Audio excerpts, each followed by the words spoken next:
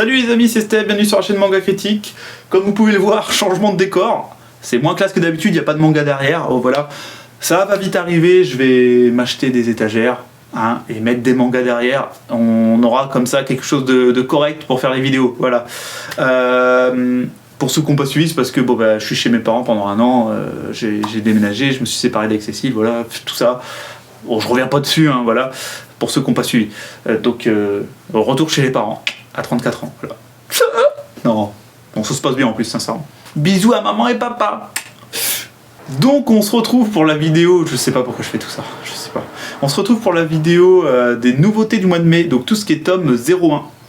Donc on est le 2 mai avec Doga chez Kiun à 7,95 €. C'est un peu, il m'a semblé que c'était une revisite un peu de Dororo, ou en tout cas que ça s'inspirait un peu de Dororo.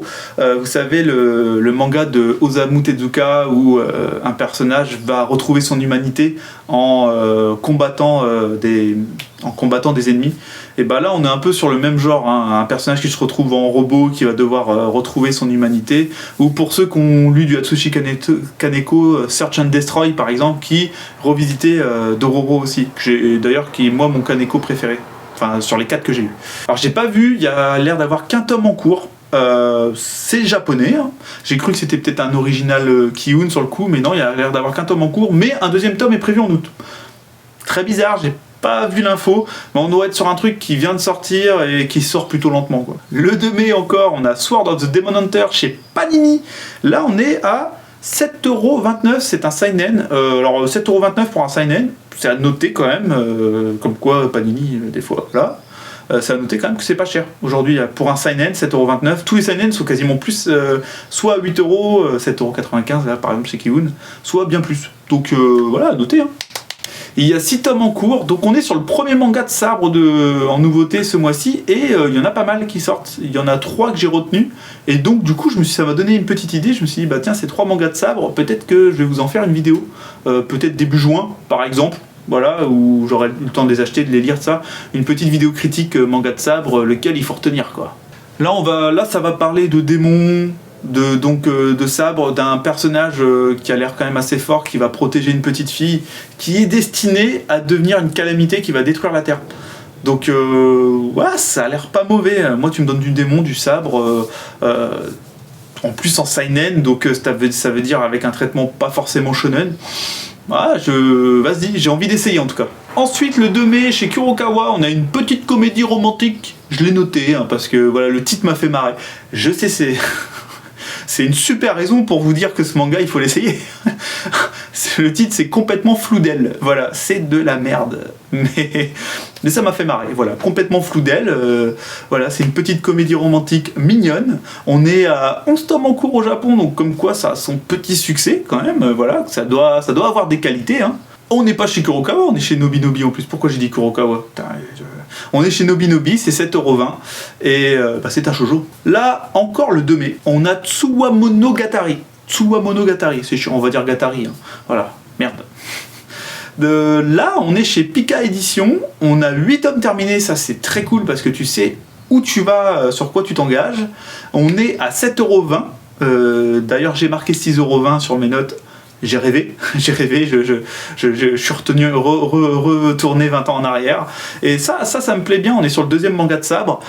C'est des membres du Shisengumi qui sont tous en gros autour d'un feu, autour d'une table, je ne sais pas, en train de parler, et qui vont essayer de déterminer quel est le meilleur combattant qu'ils ont affronté. Et ils vont tous raconter un duel. Et en fait, si c'est bon, vu que c'est 8 tomes terminés, et que je crois qu'ils sont 8 membres du Shisengumi, j'espère qu'on a un duel par tome. Et que ça peut être kiffant, ça peut être une super bonne idée, je trouve, vraiment. Et je vais l'essayer, Day One. Enfin, Day One.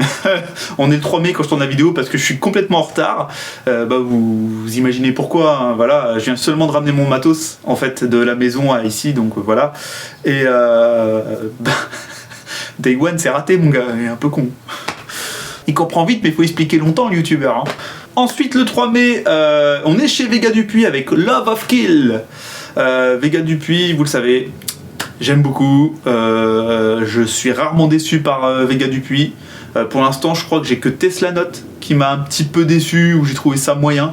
Seulement Tesla Note de tout ce que j'ai essayé. J'ai toujours trouvé au moins bon ce que j'ai lu chez Vega Dupuis.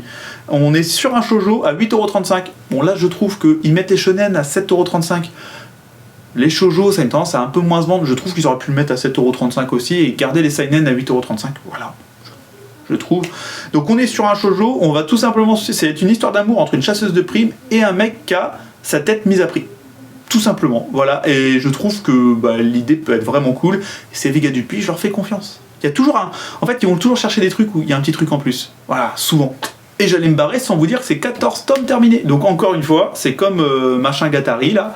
Je vais pas dire le titre, souvent truc Gatari avec le Shisengumi là. On est à 14 tomes terminés, on sait où on met les pieds quoi. Ça c'est cool.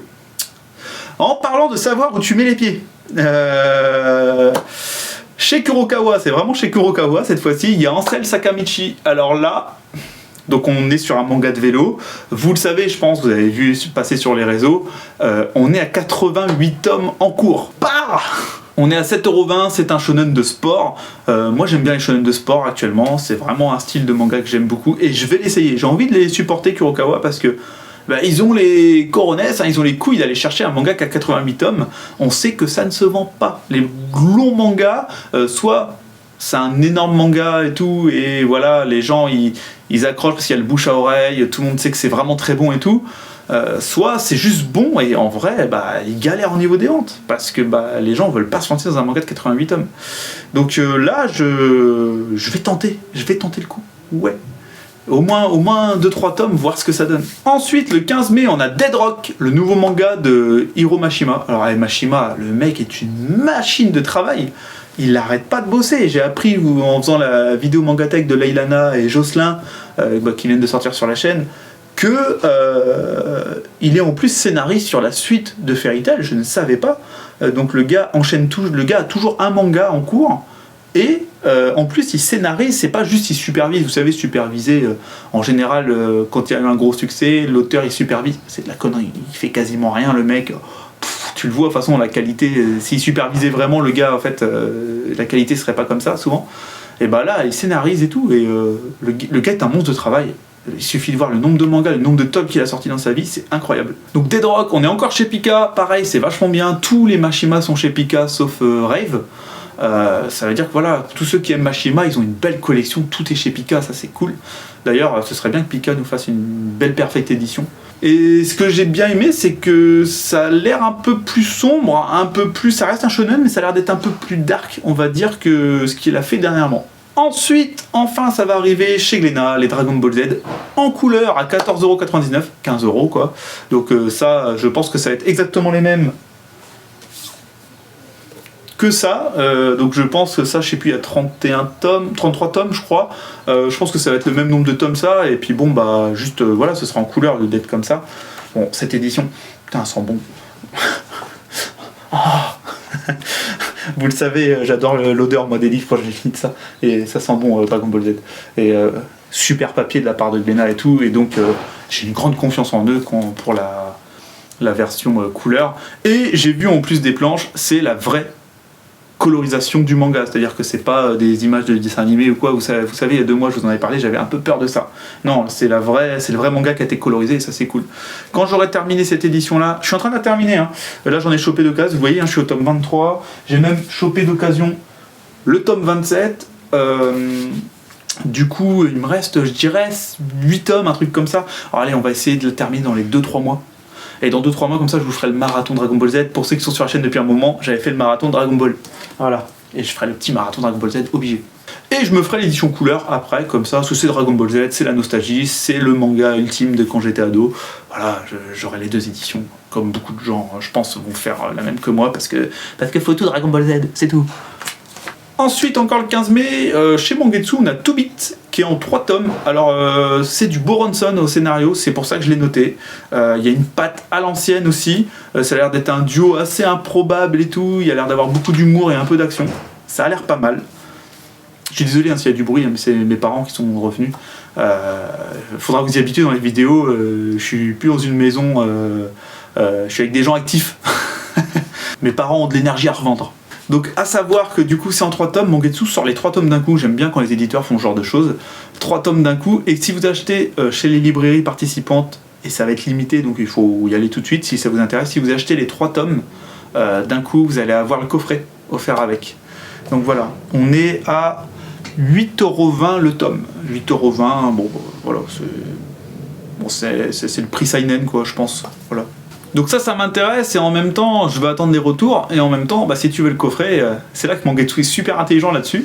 Vous voyez, je les défonce pas tout le temps Mangetsu, mais là ils sont super intelligents là-dessus, parce que du coup t'as envie au niveau commercial, c'est vraiment pas con, t'as envie d'aller les acheter tout de suite pour au cas où, si c'est vachement bien, que les 3 tomes sont, genre c'est pas abandonné ou quoi, que les 3 tomes se tiennent bien, t'as envie d'avoir ce putain de coffret quoi.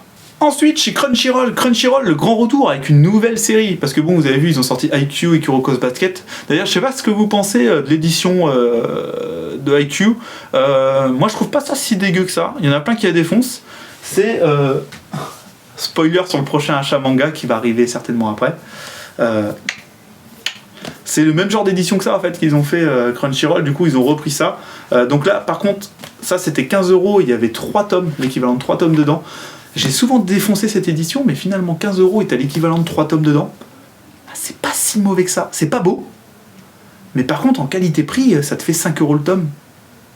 5 € le tome, c'est pas mal quand même, finalement. Mais c'est dégueu, c'est pas bon, on est d'accord. Et Haikyuu qui m'intéresse aussi, je vais attendre qu'il y ait quelques tomes de sortie. Haikyuu qui m'intéresse aussi, c'est le même genre d'édition, mais à 12 €, à 13 € en gros. Voilà, mais en 2 tomes, je crois. Ça reprend l'équivalent de 2 tomes. Bon, c'est un peu décevant, voilà. Donc Crunchyroll revient avec Babel, le 3e manga de sabre du mois de mai, qui m'intéresse dans une édition, à mon avis, qui va être, j'espère, assez folle, parce qu'on est à 19,99 €, à 20 €. Babel, ça reprend un vieux conte japonais, les 8 chiens du clan, je ne sais plus quoi, je vais voir. La légende des 8 chiens du clan Satowa Awa, un truc comme ça, voilà. Donc ça reprend un vieux conte de légende, c'est l'histoire de 8 demi-frères, c'est en 10 tomes au Japon, 8 demi-frères sabreurs, et je vous avoue que le synopsis, j'ai rien compris, j'ai rien pigé, et je me suis dit, bon, selon l'édition, si Crunchyroll se fout pas de nous, si c'est vraiment une belle édition qui vaut son prix, j'essaierai. Et de toute façon, je vous ai dit, je vais faire une vidéo de sabre qui va parler des 3 mangas de sabre qui sortent au mois de mai, je pense début juin. Voilà. Et Babel sera certainement dedans. Donc là, tout ça, c'était au 15 mai. Ensuite, on passe au 22 mai. En fait, le mois de mai, niveau nouveautés, je ne l'ai pas trouvé si chargé que ça. Il y a beaucoup de nouveautés qui ne m'ont pas intéressé. Dites-moi vraiment si je suis passé à côté d'une super nouveauté. Donc là, on a Baki, la suite de Baki.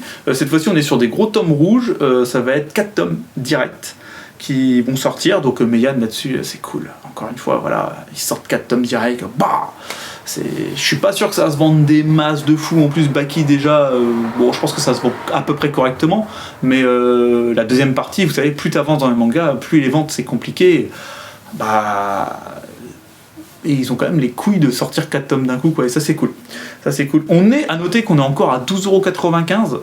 12,95 €, franchement, c'est très bien, parce que ils ont, vous savez qu'ils sont passés à 15 € aussi, Meian, sur les éditions Perfect, comme ça. Mais comme c'est Baki et que les gens ont commencé Baki à 12,95 €, ils laissent même sur la deuxième partie, et ça c'est vraiment tout à leur honneur, parce qu'il y en a beaucoup qui auraient profité de la deuxième partie pour augmenter à 12,95 €. Ils cassent pas le contrat des gens qui ont commencé leur série à 12,95 €, et ça c'est top, c'est génial. Voilà. Donc, pour ceux qui sont intéressés, je vais sélectionner 2-3 comics, 2-3 BD en gros qui m'intéressent sur le mois de mai aussi. Voilà. J'ai oublié de le faire le mois dernier, tout simplement parce que j'ai oublié de le faire. Le 2 mai, j'ai Dark Vador, Black, White, Red, qui va coûter 26 €. Alors je l'ai déjà vu en librairie, c'est un beau bébé, c'est un beau truc bien costaud, couverture rigide, tout ça. Et en fait, il s'appelle Black, White, Red, parce qu'en fait, c'est les 3 seules couleurs utilisées dans tout le récit. Et franchement, je sais pas si je vous ai trouvé des planches là, j'espère vous en avoir trouvé. C'est joli, c'est joli. Alors je sais pas ce que ça raconte. Bon, déjà Dark Vador, c'est un personnage très badass, c'est un one shot. Je pense que je vais le tenter, peut-être pas ce mois-ci, mais dans les mois à venir, à un moment donné, je vais le tenter. C'est sûr et certain, parce que de toute façon je vais me lancer un peu dans les comics Star Wars, mais pareil, il faut regarder des guides sur YouTube et tout, parce que c'est mine de rien complexe. Ensuite, pareil, que j'ai déjà vu en librairie, alors là c'est plus petit, c'est chez Panini aussi, La Planète des Singes. Voilà, La Planète des Singes, je ne savais pas qu'il y avait des comics sur La Planète des Singes, il y a des vieux comics aussi qui sortent. qui reprennent les comics des années 70. Moi, les années 70, ça m'intéresse un peu moins. Les BD des années 70, je trouve que c'est quand même plus limité qu'aujourd'hui. Et par contre, cette BD là m'intéresse parce que c'est la planète des singes, ça reprend les films qui sont sortis dernièrement. Donc ça reprend l'histoire après et c'est cool, je trouve. C'est cool, et ceux-là je vais me les faire, c'est quasi sûr. Au moins le premier tome, essayer voir ce que ça donne, quoi. Bon, ce qui est bien, c'est que Star Wars Planète des Singes, j'ai pas besoin de vous dire ce que c'est, quoi. Vous savez, normalement. Ensuite, on a Kali chez iComics. Alors iComics, je me répète, mais vous le savez, c'est Mangetsu, c'est la même boîte que Mangetsu. C'est Sullivan Rouault qui gère aussi, comme il gère Mangetsu, c'est lui qui gère iComics. On est à 25€, c'est un one-shot, c'est une histoire de vengeance. Une histoire de vengeance qui a l'air classique, mais qui a l'air assez jouissive, qui a l'air assez nerveuse et bien violente et tout, et ça me dit bien. Après, à voir, parce que chez iComics, ils ont tendance à mettre des prix... c'est pas pour, comme à chaque fois je veux dire, c'est pas pour retaper, c'est la vérité, quoi. Et donc Kali, là, cette petite histoire de vengeance, ça m'intéresse pas mal, voilà. Ensuite, le 29 mai, alors ça fait des années que j'ai pas lu une BD, enfin un comics ou une BD de Blade, voilà. Beaucoup de gens oublient que Blade, ça fait partie de Marvel, voilà. C'est un personnage créé par Marvel, et là, une nouvelle BD, une nouvelle histoire, et j'ai bien envie de tenter. On est à 18€, c'est chez Panini, je verrai ce que ça donne. Et j'ai oublié le 22, ça va être de la merde. Je le sais au fond de moi que ça va être de la merde. Mais il y a Predator versus Wolverine. Et le truc, c'est que Predator, c'est un personnage de science-fiction que j'adore, que je trouve ultra badass. Wolverine, c'est certainement un de mes personnages Marvel favoris. Peut-être le personnage Marvel favori, je pense. Et voir les deux ensemble qui vont se mettre sur la gueule, et ça se trouve, ça va être génial, j'en sais rien. Bon. Ça sent le truc de merde, on va pas se mentir, ça sent le truc de merde, mais des fois t'as des superbes surprises, et pourquoi pas. Et donc là, on est donc encore chez Panini. Panini, ils sortent un nombre de trucs, chaque mois c'est incroyable. On est à 19€. Ensuite, en BD, on a Abemus Bastard. Alors là, c'est prévu en 2 tomes, c'est le premier tome qui sort, on est à 19,99€, c'est chez Dargo, donc Kana, Dargo c'est la même boîte que Kana. C'est un homme de main qui va se retrouver donc de ce que j'ai compris en danger comparé à son patron, et qui, au lieu de s'engager dans la Légion ou prendre un avion, partir à Perpète-les-Oies ou quoi, va trouver une soutane et va devenir en gros prête pour se planquer, en fait. Et ce genre de truc, j'aime bien, quoi. J'aime bien la couverture, déjà, je trouve qu'elle envoie. Et bon, je le feuilleterai, faire attention avec les BD, les comics, tout ça. Des fois, attention à la couverture qui envoie du lourd, et quand tu ouvres, tu fais attention. Mais ce genre de truc, j'aime bien, quoi. Le mec, il va se retrouver dans un monde de curés, tout ça, un monde pète-cul un peu, genre oulala, tout doucement. Et le mec, c'est un homme de main, un tueur et tout. J'aime bien ce genre de délire. Si c'est bien foutu, ça peut être génial. Et par contre, achat obligatoire, parce que je vous imaginez, je vais pas pouvoir tout acheter. J'aimerais bien être pété de thunes, avoir le temps de tout lire, mais c'est loin d'être le cas. Par contre, là, achat obligatoire, j'ai pas noté la date, on doit être le 29 mai aussi, certainement. On a Oradour-sur-Glane. Alors Oradour-sur-Glane, pour ceux qui connaissent pas, c'est un village français qui a été massacré par les SS pendant la guerre. En fait, ils ont appris que les Américains allaient venir libérer le village, et ils étaient à quelques kilomètres, et ils ont massacré absolument tout le monde dans le village. Je suis allé visiter ce village avec Cécile et ses parents à l'époque, il y a 5-6 ans. Et quand tu y es, ça te met une bonne claquade.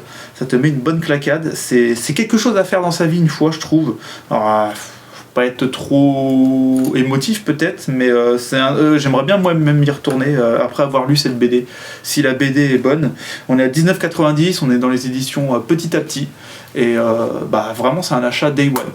Et je vous en parlerai lors d'un achat manga ou quoi. Vous savez, quand je fais les achats manga, BD et ça, je vous dis quand j'ai lu ce que j'en pense souvent, sauf si je prévois une vidéo. Voilà. Je vous en parlerai lors d'un prochain achat manga ou quoi, fin juin ou quoi. Je vous dirai ce qu'il en est de cette BD, parce que je l'achète day one, c'est sûr. Donc sur cette belle note de gaieté, on va se quitter. J'étais heureux de vous faire cette petite vidéo, ça faisait longtemps. Du coup, ça faisait 1 mois et demi que j'avais pas tourné. Un bon mois au moins, et surtout en face cam, moi seul comme ça devait faire presque 2 mois. Voilà, donc c'était un plaisir de vous retrouver les amis, et gros bisous à vous.